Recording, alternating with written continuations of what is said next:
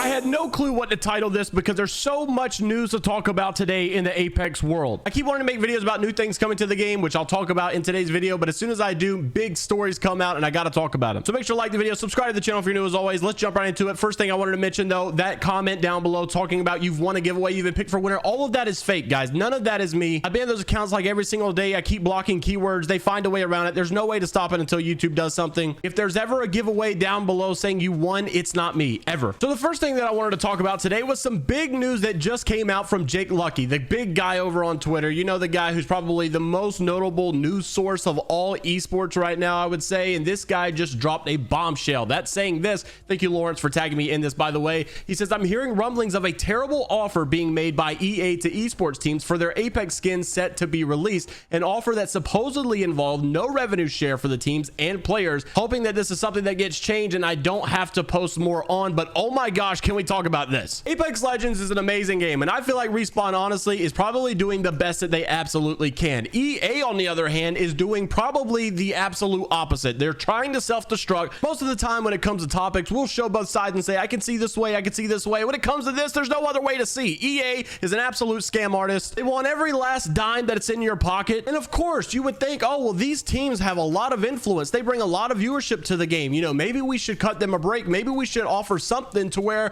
they can benefit by continuously bringing people to the game and continuously bringing new buyers who will buy stuff from the store. But instead, they're like, no, how about you stop leeching off of us? And instead of wanting your own skin in the game, we'll bring it, but we're going to get all the revenue. You're not getting any of it. Could you imagine if NBA.com wanted to sell Michael Jordan shoes and did not give him a single dime? Obviously, that's not the way that all went down, but I'm just saying. Now, obviously, Jake just said these are rumblings, and obviously none of these are confirmed, but I believe this in a heartbeat. Absolutely. Because EA is notorious for doing crap like this. And I think if you ask the community what's one thing holding Apex back from its fullest potential, everyone would be so quick to say EA. What's really annoying is this mentality of people hating EA has been going around for so long. You would think somewhere along the line, someone would be like, hey, you know, I work for EA and, you know, this is not really good. We got to get back to the, you know, serving the people. We got to get back to being a good influence in the community. We need to build that trust back up with our fans. They're like little tiny green goblins that are breaking into your house, stealing every last dime that you got. They're like the people on the infomercials that say you can get this product for free. You just got to pay $30 shipping and handling. Now, approaching this same topic from a different perspective, it is nice to know that there are discussions about team skins being released, because this is something we've obviously been wanting. They've released like something similar, but honestly, it was just banner cards, and they were just taking these skins that were already in the game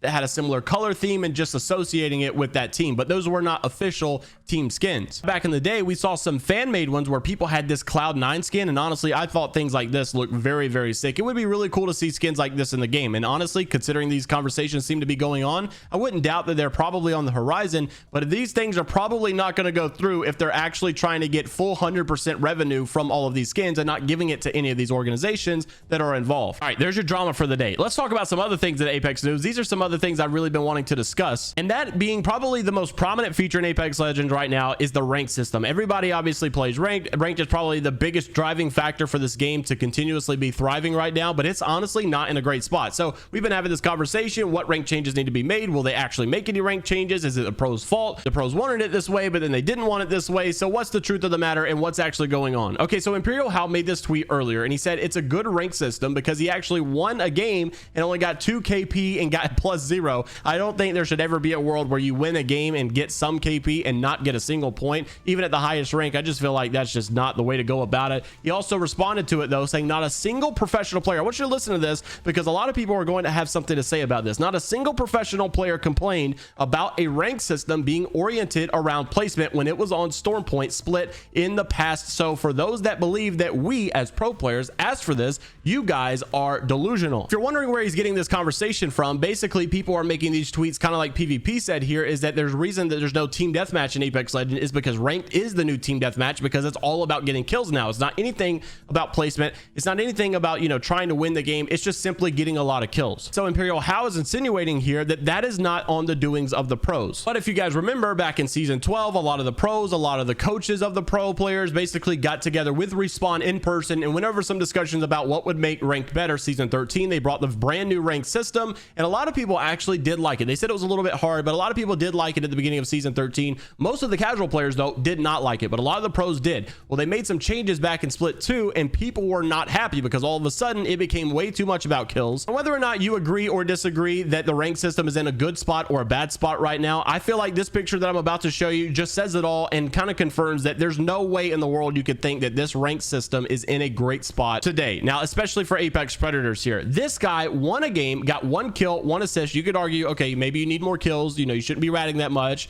Whatever. In my mind, if you find a way to win a game in Apex Predator, there's no way you should be losing points at all. But this guy also gets 1 kill, 1 assist. However, he loses 12 RP despite the fact of winning the game. You could argue the fact that just because Apex Predators are having this issue does not mean that you need to change the way things are done down in the lower ranks. I think Nicewick said it best when I mentioned it a couple weeks ago, basically saying that we're playing entirely different games at the lower ranks than you are at the higher ranks. Like, it's a totally different world. There's a specific situation in Apex ranked for the Apex Predators that you're not actually experiencing in platinum, gold, diamond, whatever, and that is the fact that every 1000 RP they go up, the entry cost goes up. So eventually that you have to know that that's going to end up for disaster, because obviously eventually it's going to point to the fact that you need to push for kills all the time instead of prioritizing wins. I don't know, one thing that's always bothered me is I feel like Apex has been frantically searching for the best rank system possible for so long, and it's so unstable because it's constantly changing so much, and who knows what Apex ranked even means at this point. I think it also doesn't help the fact that people are prejudiced of Kings Canyon because it's always been known to have such bad third parties, and now you're playing ranked on it in a system that honestly promotes third parties because it's all about kills and not placement. So it's just made the situation way worse. One day it's about getting the most kills, the next day it's about the best placement. And it's one thing like the legend balances where they're changing things to keep the meta fresh, but they're not doing this for rank to keep it fresh. They're really just trying to find the best way, and they still have not found it. Despite all of this conversation, I thought it was funny that a viral Reddit post saying that watching pro players complain about RP when they're actually fighting people their own skill level is kind of hilarious. Also wanted to mention this, you guys probably know big YouTuber Critical. Well, he actually has been signing teams for esports across multiple different games. I think Rocket League is probably the first one, or at least the biggest one that he's been involved in, because they actually made it to the World Championship.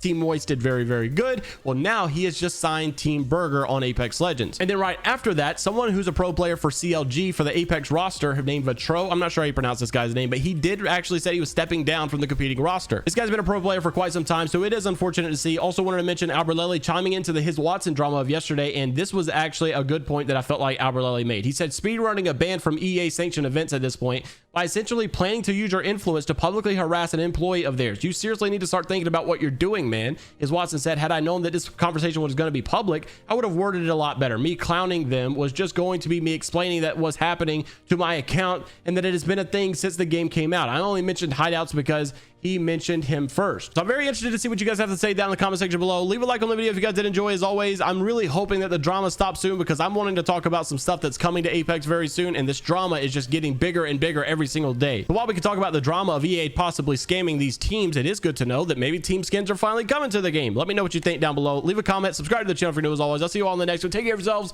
and until next time, later, Gators.